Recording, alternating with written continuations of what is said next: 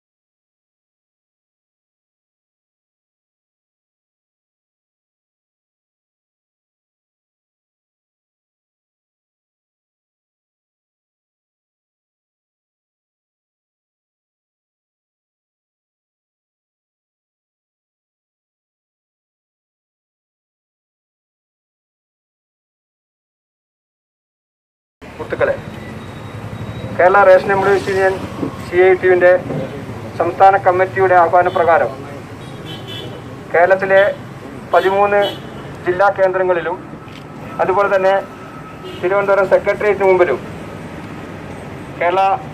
കേരളത്തിലെ റേഷൻ വ്യാപാരികൾ, കേരളത്തിലെ റേഷൻ കട ജീവനക്കാർ കഴിഞ്ഞ 13 മാസക്കാലം ഭക്ഷ്യധാന്യ കിറ്റ്, സൗജന്യ ഭക്ഷ്യധാന്യ കിറ്റ് വിതരണം ചെയ്ത വകയിൽ അവർക്ക് ലഭിക്കാനുള്ള കൈകാര്യ ചിലവായി 50 കോടിയോളം രൂപ കുടിശ്ശികയായി കിടക്കുന്ന തുക അനുവാദിച്ചിട്ടുള്ള ഇവിടെ എത്തിച്ചേർന്നിട്ടുള്ള നമ്മുടെ ആദരണീയായ പ്രസിഡന്റ് നാട്ടൻ, അതുപോലെ തന്നെ ഇവിടെ സ്വാഗതം ആശംസിച്ച് സംസാരിച്ച നമ്മുടെ ജില്ലാ സെക്രട്ടറി പ്രതാപ് സാമ്പാൻ, അതുപോലെ തന്നെ ഇവിടെ ഈ പരിപാടിയിൽ പങ്കെടുക്കുന്നതിന് വേണ്ടി നമ്മുടെ സംസ്ഥാന കമ്മിറ്റി മെമ്പർമാരായിട്ടുള്ള സഖാവ് ഉദ്ഘാടന ഉദ്യോഗത്തിൻ്റെ അധ്യക്ഷൻ ഇവിടെ സ്വാഗത പ്രസംഗം നടത്തിയ സംഘടനയുടെ ജില്ലാ സെക്രട്ടറി സമ്മാൻ, സമരത്തിൽ പങ്കെടുക്കുന്ന ശേഷൻ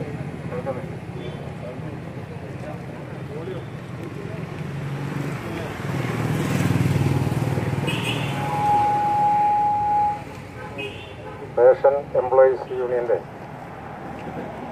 അംഗങ്ങളായ പ്രവർത്തകരെ, സഹോദരന്മാരെ, സഖാക്കളെ, ഈ തിരുവോണ നാളിൽ ഇങ്ങനൊരു സമരം നടത്താനിടയായ സാഹചര്യം സംബന്ധിച്ച് ഇവിടെ സൂചിപ്പിച്ചു കഴിഞ്ഞിട്ടുണ്ട്. ഇതൊരു നിർബന്ധിതമായ ഒരു സമരമാണ്. ഒഴിവാക്കാൻ ശ്രമിച്ചതാണെങ്കിൽ പോലും ഒഴിവാക്കാൻ വേണ്ടി സാധിക്കില്ല.